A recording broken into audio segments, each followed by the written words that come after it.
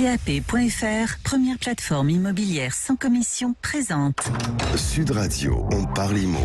Votre rendez-vous 100% immobilier tous les samedis sur Sud Radio jusqu'à 10h avec Marc Ezrati. Bonjour à vous Marc. Bonjour Jean-Marie. Vous pouvez vous dire bonjour à vous-même. Oui, c'est une bonne manière de commencer la journée. Belle année à vous. Excellente année 2023 à vous également. On va parler de la facture d'électricité et d'énergie plus largement dans votre logement. Je rappelle aussi que toutes les questions que vous vous posez sur votre logement, que vous en soyez propriétaire ou non, c'est le moment de nous les poser. 0826 300 300, on vous répond dans quelques minutes. Tout de suite, place au journal. Big Mat, les bâtisseurs ont leur maison, présente Sud Radio, on parle IMO, le journal. Avec Marc Ezrati, on commence ce premier journal de l'année avec une carte des loyers mise en place par les pouvoirs publics. Et oui, on va désormais savoir si nos loyers sont dans la moyenne de la commune où l'on réside. Mise à jour tous les ans et selon le type de bien, les indicateurs ont été calculés sur la base de plus de 7 millions d'annonces locatives parues entre 2018 et 2022 sur les plateformes du Bon Coin et de Se Loger, tous deux partenaires de l'État dans l'établissement de ces cartes, en collaboration également avec l'ANIL, l'Agence nationale pour l'information sur le logement. Allez, cette semaine, Marc, on a appris la condamnation en appel d'Airbnb après une affaire de sous-location illégale. Exactement, la Cour d'appel de Paris a confirmé mardi dernier la condamnation de la plateforme pour avoir largement contribué à l'infraction commise par une locataire parisienne qui avait sous-loué illégalement son logement. La Cour d'appel a ainsi à nouveau condamné Airbnb solidairement avec une locataire qui avait sous-loué sans autorisation de son propriétaire son logement situé dans le Marais à Paris pendant 534 jours entre 2016 et 2017. Airbnb et la locataire devront verser à la propriétaire la coquette somme d'un peu plus de 32 000 euros. Et effectivement, c'est une sacrée somme. Au Canada, on part au Canada maintenant. Pour lutter contre la pénurie de logements, le gouvernement a pris une mesure radicale. Et oui, les étrangers n'ont plus le droit d'acheter de logements au Canada depuis le 1er janvier dernier et jusqu'en 2025. Une interdiction pour lutter contre la pénurie de logements dans le pays. Des exceptions sont toutefois prévues pour les réfugiés ou les résidents permanents et la loi ne s'appliquera qu'aux résidences en ville. Cette mesure avait été proposée par le Premier ministre Justin Trudeau lors de la dernière campagne électorale en 2021. Son parti avait alors déploré que des investisseurs étrangers tiraient les prix vers le haut, compliquant l'accès à la propriété des Canadiens. Cela dit, certains experts doutent déjà de la mesure car les étrangers ne représentent qu'à peine 5% des propriétaires de logements au Canada. Ils estiment qu'il vaudrait mieux accélérer la construction de logements neufs. C'est aussi un débat qu'on a en France. À condition d'avoir de la place, surtout en centre-ville. Allez, dans l'Essonne, maintenant, retour en France. Une dispute entre un locataire et son propriétaire, et ça a dégénéré. Et oui, à Vigneux-sur-Seine, dans le département de l'Essonne, un propriétaire âgé de 65 ans est mort après avoir été roué de coups par son locataire. Venu réclamer le paiement de ses derniers loyers, le propriétaire a été violemment pris à partie par son locataire, un homme de 35 ans, qui l'a laissé pour mort avant de prévenir les secours qui n'ont malheureusement pas pu ranimer la victime. Interpellé, le locataire a depuis été incarcéré. Allez, on parlait à l'instant d'impayé de loyer. Attention, une arnaque est très répandue actuellement en France. Les locataires en sont les premières victimes. Et effectivement, ces derniers jours, de nombreux locataires ont reçu un message provenant d'un soi-disant service de gestion locative. Dans ce mail, ce service de gestion indique aux victimes rester dans l'attente du règlement de leur dernier loyer et les invite à mettre à jour les nouvelles coordonnées de leur bailleur. Alors attention, c'est une arnaque, il ne faut surtout pas y répondre et évidemment ne pas donner d'informations sensibles. En cas de doute, il faut tout simplement appeler son bailleur ou l'agence immobilière qui gère le bien pour le compte de son propriétaire. Merci Marc Ezrati. Tout de suite, la Minute Viager. Avec notre partenaire Senior Consulting Group, on va parler ce matin de la nue propriété. Marc Ezrati. Exactement. En effet, la vente occupée peut prendre différentes formes. L'une d'entre elles, c'est la vente en nue propriété. En droit français, et pour faire un peu de latin, la pleine propriété d'un bien immobilier comprend l'usus, le fructus et l'abusus. En nue propriété, on le rappelle, il y a démembrement du bien. Ce bien va en effet être décomposé entre deux droits distincts, l'usufruit, l'usus et le fructus, que conserve le vendeur et qui lui permet d'occuper l'usus ou de le louer, le fructus, et la nue propriété, l'abusus, qui donne à l'acquéreur le droit d'en disposer en le cédant, en le léguant ou en le donnant. En nue propriété, la transaction n'est donc réalisée que sur l'unique nue propriété d'un bien immobilier, alors qu'elle porte sur la pleine propriété dans le cadre d'un viager occupé. Pour résumer, la grande différence de la vente en nue propriété par rapport au viager est qu'elle permet au vendeur de conserver la capacité de louer toute ou partie du bien toute sa vie, ou en tout cas jusqu'au rachat de l'usufruit. Allez, merci Marquez Ratti. Restez avec nous sur Sud Radio. On se retrouve dans quelques minutes et on sera en compagnie de Christophe Dupont, notre invité, président de Techway, expert technique de l'habitat. On va parler de chauffage. Comment réduire votre facture alors que les prix du gaz et de l'électricité atteignent des sommets depuis quelques jours. Restez bien à l'écoute de Sud Radio. Sud Radio, le Mac de l'Imo, décryptage et tendance de l'immobilier. Votre rendez-vous 100% immobilier jusqu'à 10h sur Sud Radio. Je rappelle le numéro 0826 300 300. Vous êtes locataire ou propriétaire, vous avez une question. On y répond dans un instant avec Laetitia Caron. Mais tout de suite, on accueille notre invité Christophe Dupont. Bonjour à vous. Bonjour. Président de Techway. On va parler facture avec Marquez Ratti. Bonjour Christophe Dupont. Bonjour. Et très belle année 2023 à vous.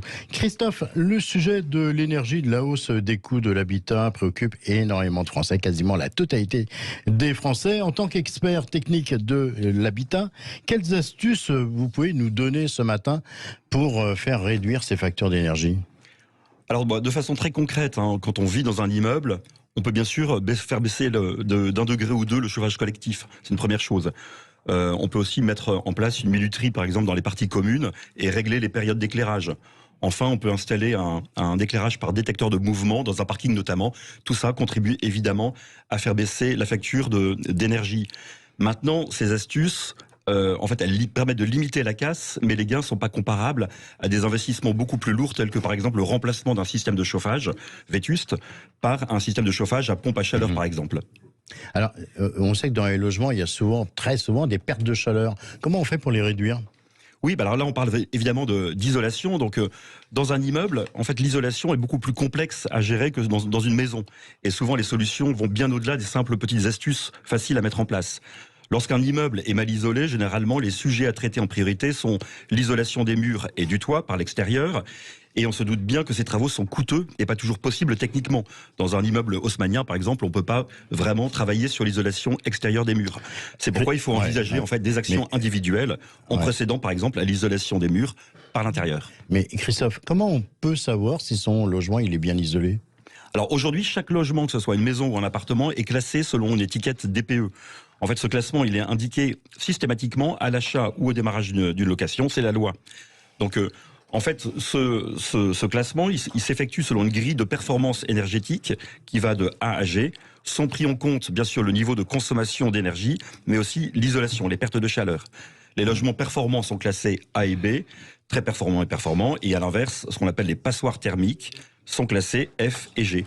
Alors, Christophe, quand on habite en appartement dans une copropriété, il y a donc des actions qui dépendent de la copro, avec l'autorisation de l'Assemblée Générale, et d'autres actions que le propriétaire peut faire tout seul, sans avoir justement cette autorisation de l'Assemblée Générale de copro. Oui, par exemple. En fait, dès que vous touchez à l'infrastructure commune ou les équipements collectifs, en fait, notamment les murs porteurs, par exemple, la toiture, la charpente ou le chauffage central, la décision incombe à la copropriété et passe par un vote en AG. C'est pourquoi, par exemple, l'isolation des murs par l'extérieur passe forcément par une AG. Par contre, si vous voulez remplacer un ballon d'eau chaude, un convecteur électrique, isoler les murs ou le plafond par l'intérieur, tout ça, ce sont des décisions qui sont prises à titre individuel et on peut donc agir immédiatement sans devoir attendre, en fait, un vote en AG qui souvent est un peu long. Alors justement, on va parler astuces. Qu'est-ce qu'on peut faire pour simple et rapidement pour réduire, pour dépenser moins en fait ? Alors déjà, en fait, il y a une chose qui est importante quand on parle d'isolation, c'est que le logement doit rester extrêmement bien ventilé. En fait, il ne faut pas fermer les bouches d'entrée d'air en se disant comme ça il fera plus chaud. Si vous sentez néanmoins qu'il y a de l'air froid qui rentre au niveau des fenêtres, par exemple, vous pouvez toujours refermer ce courant d'air par un joint adhésif. S'il s'agit d'un bas de porte, vous pouvez poser un balai de porte. Ça, c'est des choses qui se font de façon très simple soi-même. Ce qui est aussi intéressant de souligner, c'est que pour repérer les courants d'air, en fait, il y a une bonne méthode qui consiste à utiliser une bougie. Parce que la flamme de la bougie, elle est très sensible, en fait, au mouvement de l'air. Et donc, ça permet vraiment, en circulant dans les pièces, de détecter, d'identifier rapidement d'où viennent les entrées d'air froid. D'accord. On a aussi des matériels comme les radiateurs. Comment on peut les rendre plus efficaces ? Alors déjà, les radiateurs, première chose importante, c'est de s'assurer que l'espace devant les radiateurs est libre pour permettre une bonne circulation de la chaleur. Donc il faut commencer par retirer les piles de magazines qui sont posées dessus, et aussi il faut penser à les dépoussiérer, parce que la poussière en fait réduit fortement l'efficacité d'un radiateur. Si vous avez un chauffage collectif, l'idéal est de pouvoir régler le chauffage en fonction des besoins et des uns et des autres. Pour ça, en fait, la copropriété, elle peut faire poser une tête thermostatique sur les radiateurs pour mieux maîtriser la consommation individuelle. Et enfin, si vous avez des convecteurs électriques de première génération, ce qu'on appelle souvent des grippins, là, il est vraiment temps d'en changer pour mettre en place des radiateurs, ce qu'on appelle des radiateurs à inertie ou à panneaux rayonnants. Christophe, ça vous a pas échappé, les copropriétés reçoivent de plus en plus leur nouvelle échéance de gaz, leur nouveau contrat de gaz.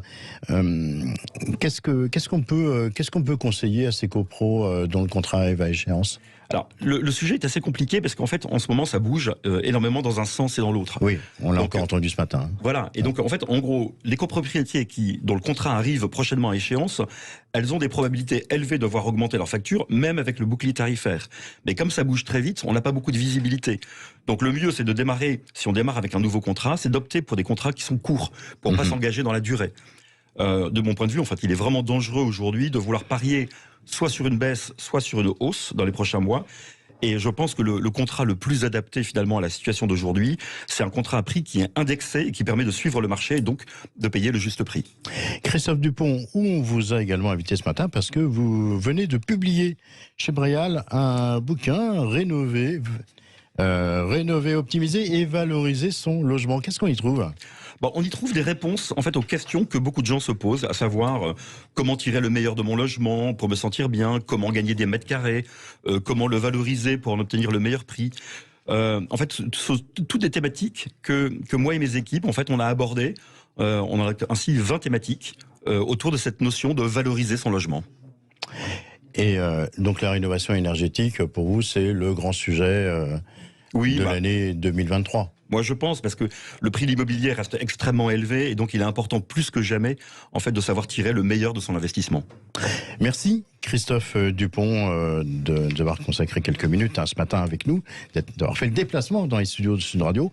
On rappelle l'ouvrage Rénover, optimiser et valoriser son logement. C'est paru chez Bréal by Studyrama.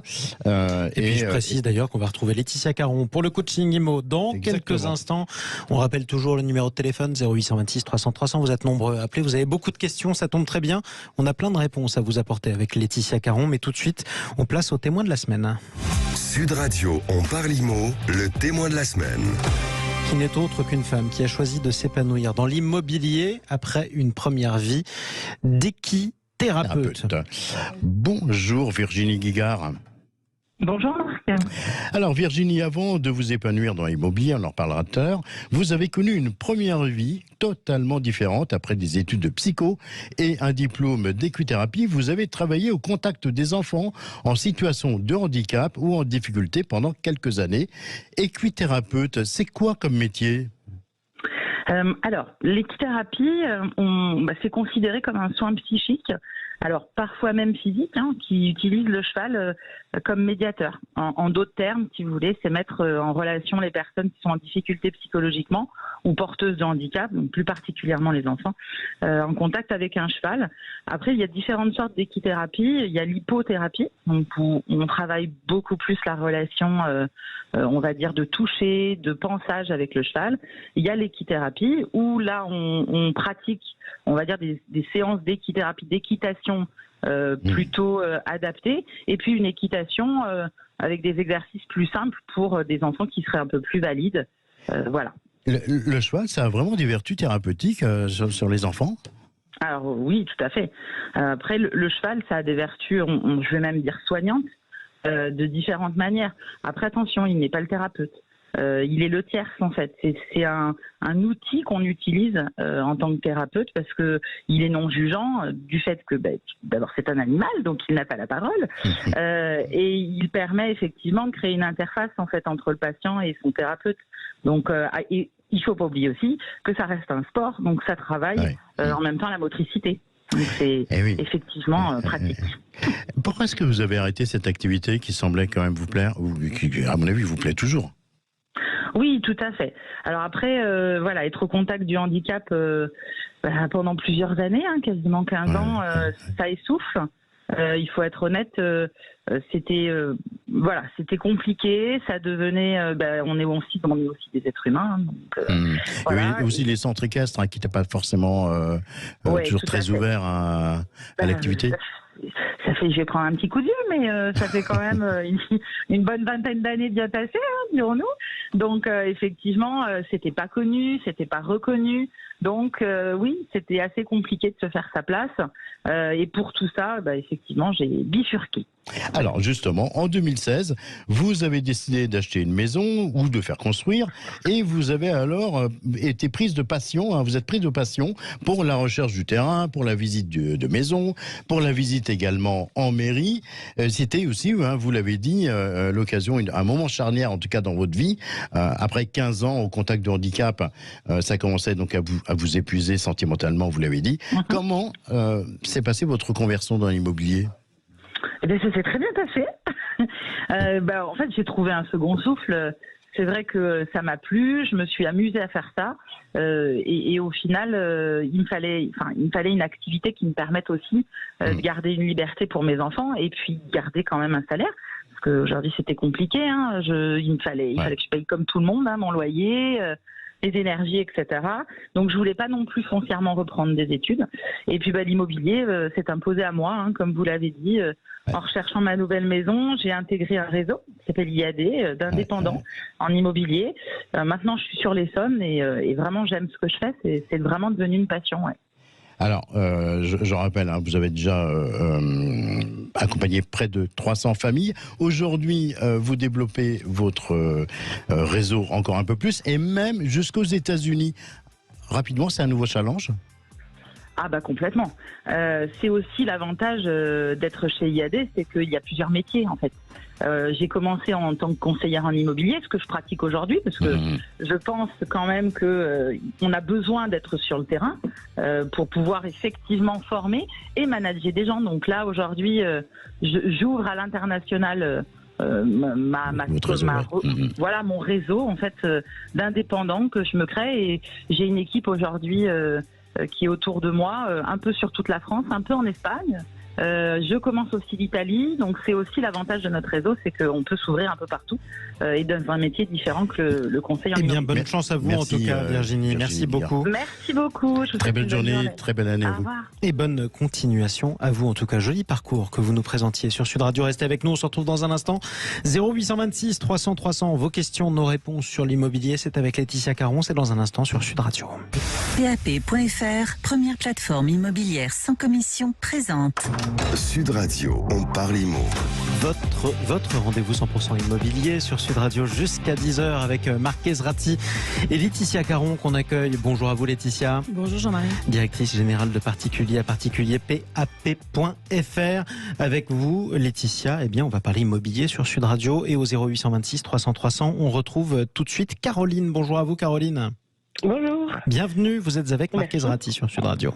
Bonjour Caroline. Qu'est-ce qui nous vaut votre appel ce matin ? Alors, je vous appelle parce que je me suis séparée de mon conjoint récemment avec qui j'étais pacsée. Nous avons acheté une maison fin 2017 dans les Hauts-de-Seine. Et aujourd'hui, donc lui est resté dans la maison et suite à la séparation, il souhaite me racheter mes parts. Donc en 5 ans, je pense que la maison a pris de la valeur et je ne sais pas comment faire pour l'estimer et me mettre d'accord avec lui sur la valeur et les démarches à effectuer. Donc du coup, je me demande comment faire sur le plan administratif, quelles sont les démarches et combien cela peut coûter. Laetitia Caron, bonjour. Bonjour Marc. Les questions de Caroline, elles concernent malheureusement beaucoup de Français chaque année. Oui, en effet, malheureusement, c'est un sujet qui concerne pas mal de personnes et qui n'est pas souvent abordé. C'est-à-dire que c'est souvent la grande question, comment finalement on évalue la valeur de la maison aujourd'hui. Alors du coup, qu'est-ce qu'on peut conseiller à Caroline ? Alors, bon, on va déjà démarrer par l'évaluation, parce que Caroline avait 2 questions, si j'ai bien compris, l'évaluation et les démarches à effectuer. Donc, sur l'évaluation, déjà, la première erreur, c'est de ne pas partir sur son prix de revient ou le montant dont on a besoin. Parce que souvent, quand on se sépare, chacun prend un chemin différent et va avoir besoin d'un certain montant. Non, le marché évolue. Dans le cas présent, dans les Hauts-de-Seine, en 5 ans, on pense qu'il a plutôt évolué à la hausse, évidemment. Mais parfois, dans d'autres contextes ou d'autres marchés, c'est à la baisse par rapport au prix d'achat. Et donc, il faut vraiment évaluer le bien à l'instant T et avoir sa valeur à l'instant T. Alors, pour démarrer, il y a un outil que les gens connaissent pas toujours, mais que moi je conseille beaucoup, c'est d'aller sur son espace des impôts, impôts.gouv, dans lequel on va trouver, il y a une rubrique qui permet de trouver toutes les ventes réalisées, puisque l'État a ouvert la base de données et on la trouve dans son espace impôts.gouv. Ça permet de trouver les ventes qui ont été réalisées autour de chez soi, donc en entrant son adresse, et en gros de faire la moyenne du prix au mètre carré des biens qui ressemblent, qui sont proches du sien, et d'avoir une moyenne récente. Ensuite, il faut comparer son bien à ses ventes. Donc, je ne vais pas tout lister, mais il faut être objectif, évidemment, pour trouver le prix au mètre carré de son logement. Par exemple, si on est en rez-de-chaussée, ça peut décoter un prix au mètre carré de 15 à 20%. Si, en revanche, le logement est refait à neuf, ça apporte une surcote qu'en général, on évalue à environ plus 15%. Toute la liste, en fait, de tout ça, on peut la retrouver sur PAP. J'expliquerai après, mais on a, dans notre rubrique estimation, un article qui explique tout ça. Ensuite, on calcule la surface à prendre en compte. Dans les cas les plus simples, c'est la surface carrèze, mais on a parfois un extérieur, un sous-sol aménagé, etc. Donc tout ça, ça vient pondérer la surface qu'on doit prendre en compte. Et à partir de ça, on peut calculer du coup la valeur à l'instant T de son bien. Une fois qu'on a fait ça, ce qu'on peut aussi faire, c'est il y a sur Internet aujourd'hui des outils en ligne, on en a un sur PAP, mais il y a d'autres sites qui proposent aussi des outils d'évaluation, et donc ça permet de valider ce qu'on vient de calculer et d'avoir une fourchette de prix qui va permettre d'avoir une bonne idée. Et ça va permettre à Caroline d'engager une discussion sereine avec son ex-conjoint, parce que c'est pas toujours facile dans ce genre de contexte, en sachant que la fourchette de prix qui est affichée à l'issue de l'estimation, ça va être le contour de la négociation, et que lui-même pourra aussi faire la même démarche, et du coup avoir son propre avis, et ils pourront du coup avoir une base de discussion. Et Laetitia, concernant les démarches, qu'est-ce que Caroline et son conjoint doivent faire pour concrétiser la cession de la part de Caroline ? Alors déjà, pour commencer, il faut vérifier la répartition du capital entre les ex-conjoints. En général, ça figure dans le titre de propriété. Si elle n'est pas mentionnée, on va présumer que c'est 50-50 entre Caroline et son ex-mari. Son ex-conjoint, pardon, parce que vous n'êtes pas mariés, mais pacsés. Si la maison a été acquise avec un crédit immobilier, il faut demander à la banque le montant du capital qui reste à rembourser. Vous pouvez l'avoir aussi, normalement vous avez un tableau d'amortissement qui vous donne le montant du capital qui reste à rembourser. Et donc, ce qui va rester à rembourser va être déduit de la valeur de la part à racheter, puisqu'en fait, il va falloir faire le calcul entre ce qui a déjà été remboursé, donc qui est la valeur réelle de la maison, de ce qu'on possède à l'instant T, le reste étant encore à la banque, en fait. Caroline, j'ai une question. La répartition de vos parts dans la maison, c'est quoi ? Alors, pour le coup, moi j'ai 30% de la maison et lui a 70%. Pourquoi vous posez cette question à Laetitia ? Parce que pour calculer ce que Caroline va pouvoir récupérer, il faut que je sache quelle est la répartition de cette part, d'accord ? Alors, je vais vous expliquer le calcul. Prenez de quoi noter. Donc, en gros, si votre maison, par exemple, vaut 500 000 euros, d'accord ? Il reste 200 000 euros à rembourser à la banque. La valeur aujourd'hui que vous possédez réellement, c'est 300 000 euros, d'accord ? Donc, dans cet exemple, votre conjoint devrait vous rembourser 30% de 300 000 euros, c'est-à-dire 100 000 euros, ok ? Et c'est lui qui supporterait seul le crédit qui reste à rembourser. Dans l'exemple qu'on vient de prendre, 200 000 euros. OK ? Ok. Écoutez, en tout cas, bon courage. On espère que vous avez trouvé une bonne solution, Caroline. Hein ? Merci à vous. Merci de nous avoir appelés Ça y est, au en tout cas. 0826 300 300. Donnez-nous de vos nouvelles d'ailleurs. C'est le même numéro. On accepte aussi les bonnes nouvelles. Et parfois, on aime bien reprendre des nouvelles aussi de ceux qui nous ont contactés sur Sud Radio. Vous tous qui nous écoutez, c'est le même numéro. Tout de suite, place au bien coup de cœur. Sud Radio, on parle IMO, les biens coup de cœur. Vous sont présentés par Préto, l'expert en ligne du crédit immobilier. Simulez combien vous pouvez emprunter sur Préto.fr. Laetitia, on reste un petit peu encore avec vous. Qu'est-ce que vous nous avez déniché ce matin sur PAP.fr ? Alors cette semaine, je vous ai déniché un bien un peu atypique. C'est une petite maison dans l'Écusson. L'Écusson, c'est situé dans le centre historique de Montpellier. C'est face au Palais des Beaux-Arts. Et donc c'est vraiment un bel emplacement avec en plus l'avantage d'être à 400 mètres du tramway. Et c'est un gros atout puisque c'est une maison qui est située dans une impasse, donc à l'écart des nuisances. Et elle se présente comment cette maison ? Alors c'est une petite maison de ville qui est en parfait état. Elle est sur 3 niveaux. Elle a surtout beaucoup de cachets. Elle fait 53 mètres carrés, 2 chambres, et puis il y a une grande cave voûtée de 15 mètres carrés. Donc la maison est vraiment sympa. Elle n'est pas en copropriété, il n'y a pas de charge à payer, et donc c'est une alternative assez sympa à l'achat d'un appartement dans le centre-ville de Montpellier où on peut faire tout à pied. Et le prix de ce bien ? 249 000 euros, c'est-à-dire 4 698 euros du mètre carré. On est assez correct par rapport au prix à Montpellier. Merci beaucoup Laetitia. Bonjour Perrine Gautron. Bonjour à tous et meilleurs vœux. Meilleurs vœux à vous également, très belle année. Perrine, directrice du réseau immobilier Les Villas, vous nous emmenez où ce matin ? Alors on reste dans le sud avec ma villa coup de cœur ce matin. C'est une villa contemporaine avec une jolie piscine, 4 chambres. Elle offre une surface de 162 mètres carrés et elle est située près de Narbonne. Elle est près de Narbonne, d'accord. Elle est proposée à quel prix elle est proposée, pardon ? Au prix de 645 000 euros. D'accord. Elle est située dans quelle ville ? À Marc-Aurignan, exactement. D'accord, ok, très bien.